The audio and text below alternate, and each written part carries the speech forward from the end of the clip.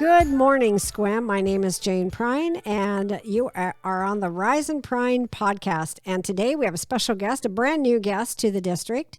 This is Sarah Decker, our new assistant principal at Helen Haller Elementary, and she starts on July 1st. We're so excited. So, Sarah, please tell our listeners your new role at Sequim School District. Hello, Dr. Pryne. I am so excited to be here. My new role this year is I'm going to be the vice principal at Helen Haller Elementary. And what are you most excited about? Oh my gosh, the little people. I have worked primarily with middle schoolers the last few years, and so I am so excited to channel my energy with little people. Well, I have to tell you, if I ever have a day where I need just some smiles, I do walk over to Helen Haller and go to kindergarten. Oh, okay. So when you are having a day where you just go, just walk right into that kindergarten room because they are so happy to see you.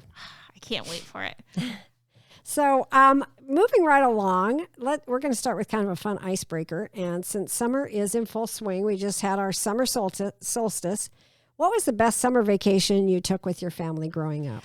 So my family didn't really take vacations. My dad was a logger with 5 little kids, and my mom was home with us or busy doing side jobs. So we didn't do a lot of big vacations. But what I remember as I was thinking about this question, what I remember is going to water.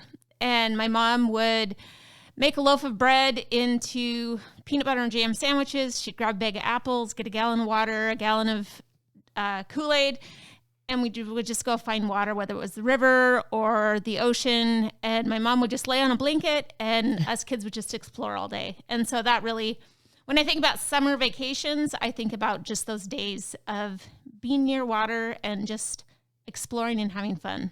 I bet that was a vacation for your mom. Oh, yeah. Just to be able to sit down for 5 minutes. Yes. Good. All right. We can learn a lot about a person by what they're reading. What are you currently reading right now? I am a person who keeps multiple books going at all times. I try to always have something to learn, something to grow, and something that I'm just reading for fun. So my learning book right now, I'm really into exploring historical biographies. And so I'm reading a book called The Dwarfs of Auschwitz. And it's about this family of dwarves who somehow survived Auschwitz altogether.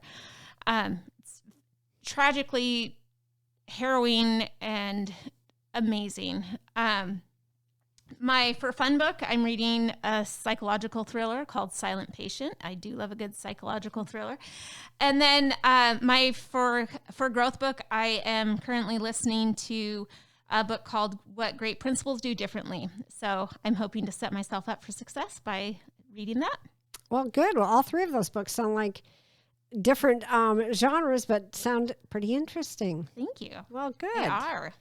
Okay, so when you take time to relax, if you do, and recharge, because I know that you've been at a very busy pace recently, what do you do personally to relax and recharge those batteries? I enjoy reading, obviously. I have a garden that I love to putter around in. I've got a berry patch and lots of perennials, and I just love puttering around and making sure that everything's growing and tending to that. I enjoy running, and when things are especially stressful for me, I find that taking some time to run and just clear my brain is a great relaxer for me. Well, one of the fun things about being here, so if you have time after school in the afternoon, the Discovery Trail is not too far from the front door of Haller, actually. It is literally out. Actually, it's more like out the back door, I guess.